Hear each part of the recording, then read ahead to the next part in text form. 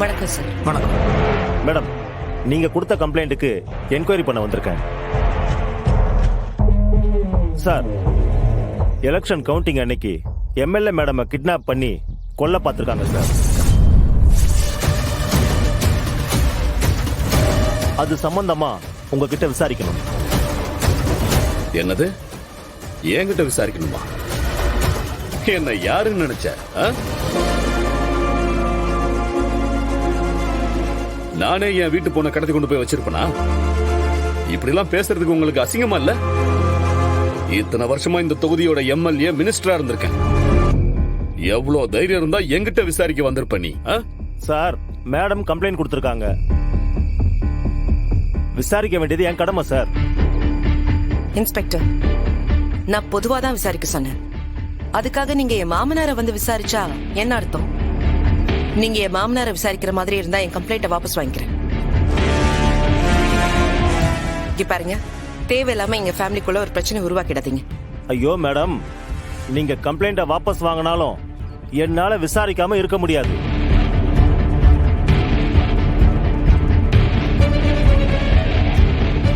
ஏன்னா நீங்க இப்ப சாதாரண ஆள் இல்ல, ஒரு தொகுதியோட எம்எல்ஏ. உங்களை கொல்ல பார்த்த விஷயத்துக்கு நான் எதுவும் நடவடிக்கை எடுக்காம இருந்தா நாளைக்கு ஐஜி என் மேல நடவடிக்கை எடுப்பாரு. சோ நான் என் டியூட்டி தான் செய்யறேன் madam. Sir sir sir sir, எங்க அப்பாவை வந்து விசாரின்னு கம்ப்ளைண்ட் கொடுத்ததே நான் தான். நீங்களும் வந்து விசாரிச்சிட்டீங்க. அப்பா மேல தப்புன்னு தெரிஞ்சிருச்சு. மறுபடியும் நாங்க கம்ப்ளைண்ட் கொடுத்தது வேற யாரோ மேல சந்தேகம் இருக்குதுன்றதுக்காக தான். மற்றவங்களெல்லாம் விட்டுட்டு மறுபடியும் நீங்க வந்து எங்க அப்பாவை விசாரிக்கிறது எந்த விதத்துல நியாயம் சார்? எல்லாம் முடிஞ்சு போச்சுன்னா ஏன் பழச கலட்டுறீங்க இப்போ நீங்க? சார், எலெக்ஷன்ல நின்னது ரெண்டே பேரு. ஒன்னு உங்க ஒய்ஃப், இன்னொன்னு உங்க அண்ணி. அப்படி இருக்கும்போது டைரக்ட் மோட்டிவ் உங்க அண்ணிக்கோ இல்ல உங்க அப்பாவுக்கோ தானே இருக்கணும். அப்ப விசாரணை இங்க இருந்து தொடங்குறது தானே சார் நல்லது.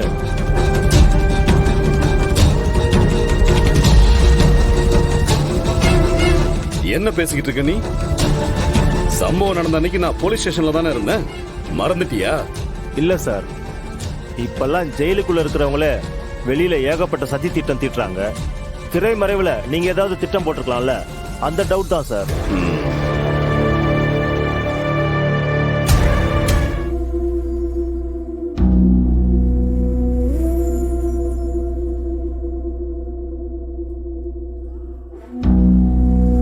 மாமா, அந்த துளசிக்கு எவ்வளவு திமிரு பாத்தீங்களா மாமா?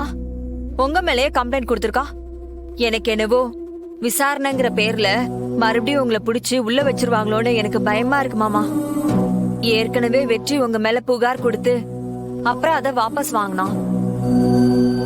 ஆனா இந்த துளசி இப்படி பண்ணுவாளான்னு தெரியலையே மாமா. என்ன வந்தாலும் பாத்துக்கலாம் மீனாட்சி. நான் எவ்வளவு பேரை பாத்துட்டேன். இவன் என்ன? மாமா, நான் எலெக்ஷன்ல நின்னதே தப்பு.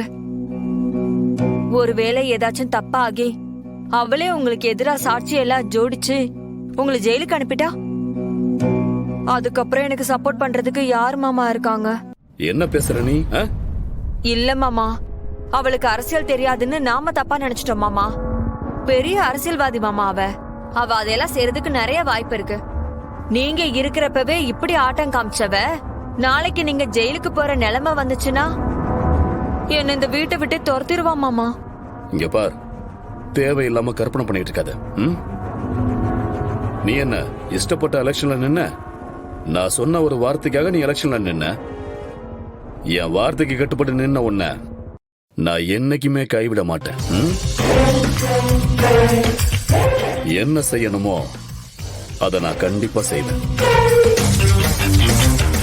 எம்எல்ஏ கேஸ் கொடுத்திருக்கால, அவளுக்கு என்ன செய்யணுங்கிறது எனக்கு நல்லாவே தெரியும். பாத்துக்கிறேன்.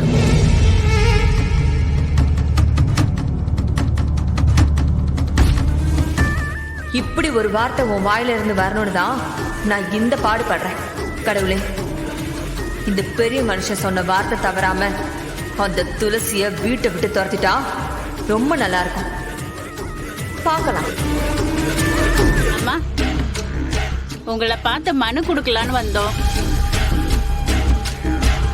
என்னங்க, நீங்க எங்களுக்கு கடவுள் மாதிரிமா. எங்க குறைகள் எல்லாம் நீங்க தான் தீர்த்து வைக்கணும். அக்கா தயவு செஞ்சு என்ன சாமி ஆக்கிடாதீங்க. நான் உங்கள ஒருத்தி. நீங்க ஓட்டு போட்டதுனால தான் நான் இந்த பதவிக்கே வந்திருக்கேன். உங்களுக்கு சேவை செய்யறது தான் என்னோட கடமை. நான் வேலை கரெக்டா பண்ணலனா என்ன கை நீட்டி கேள்வி கேட்க உங்களுக்கு எல்லா அதிகாரமும் இருக்கு. அதுவே நல்லது பண்ணா என்ன ஆசீர்வாதம் பண்ணுங்க, அது மட்டும் போதும். நீங்க எம்எல்ஏ, நீங்க எங்களுக்கு கண்டிப்பா நல்லது பண்ணுவீங்க. நீங்க எங்களுக்கு கடவுள் மாதிரி. நீங்க எங்களுக்கு நல்லது செய்வீங்கன்னு தான் நாங்க உங்களுக்கு ஓட்டு போட்டிருக்கோம். என்ன பிரச்சனைன்னு இந்த பேப்பர்ல எழுதியிருக்கோமா, நீங்க தான் தீர்த்து வைக்கணும். நன்றிம்மா. இந்தாங்க.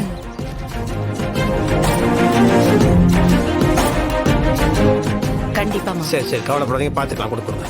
இனிமேல் வந்தா இந்த வெயில்ல கியூல எல்லாம் நிக்க வேண்டாம், சரிங்களா? அப்பாவை பார்க்கறதுக்கு வெயிட்டிங் ரூம் இருக்கும், தெரியும்ல? அது ஏசி ரூம் தான், நீங்க அங்க உட்காருங்க.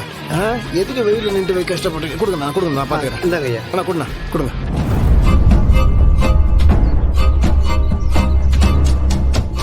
இதுக்கெல்லாம் ஒரு முடிவு கட்டுறேன். மாமா என்ன பண்ண போறீங்க? நீ வா சொல்றேன். அக்கா என்கிட்ட சொல்லி அனுப்பிச்சிருக்கலாமா, இல்ல அண்ணன் கிட்டே கொடுத்துருக்கலாமே.